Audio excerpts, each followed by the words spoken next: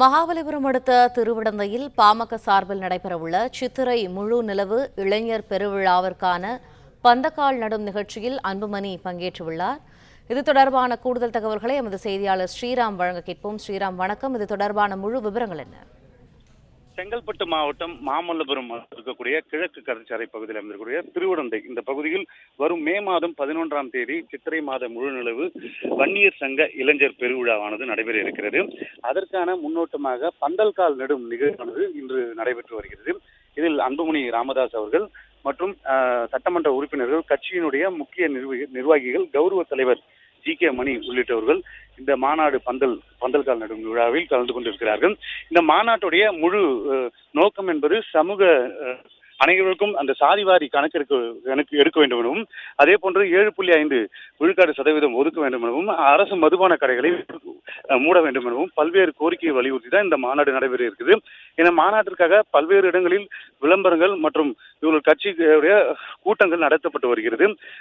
ஏறத்தாழ தமிழகம் முழுவதும் இருக்கக்கூடிய 25 லட்சம் வன்னியர்கள் இந்த மாநாட்டில் பங்கு பெறுவார்கள் என தெரிவித்திருக்கிறார்கள்.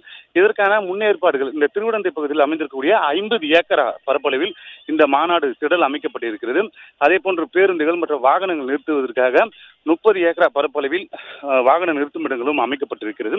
அதற்காகத்தான் இந்த பந்தல்கால் நடும் விழா ஒரு மாதத்துக்கு முன்பாகவே நடைபெற இருக்கிறது. தற்போது தலைவர்களுடைய சர்ச்சை என்பது எழுந்திருக்கக்கூடிய நிலையில் அன்புமணி ராமதாஸ் பங்கு பெற்றிருக்கக்கூடிய நிகழ்ச்சியில் பெரும்பாலான சட்டமன்ற உறுப்பினர்கள், அதே போன்று முக்கிய நிர்வாகிகள், வன்னியர் சங்க பொறுப்பாளர்கள், இது போன்ற முக்கிய தலைவர்கள் பங்கேற்றிருக்கிறார்கள். அதே போன்று அன்புமணி ராமதாசுடைய மகள் சங்கமித்ரா அவர்களும் பங்கு பெற்றிருக்கிறார்கள்.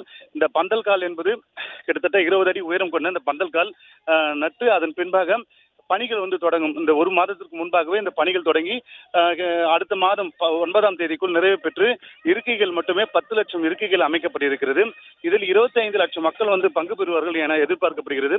இதற்கான முழு ஏற்பாடுகளும் அதே போன்று மாவட்ட நிர்வாகம் மற்றும் காவல்துறையிடம் ஏற்கனவே அனுமதி பெற்றிருக்கக்கூடிய சூழ்நிலையில் இந்த மாநாடு வன்னியர் சங்க மாநாடு 11ஆம் தேதி நடைபெற இருக்கக்கூடிய முன்னிட்டு அந்த பந்தல்கால் நடும் நிகழ்வில் பங்கேற்றிருக்கிறார். இதன் பின்பாக பத்திரிகையாளரும் சந்திக்க இருக்கிறார் அன்புமணி ராமதாஸ் அவர்கள்.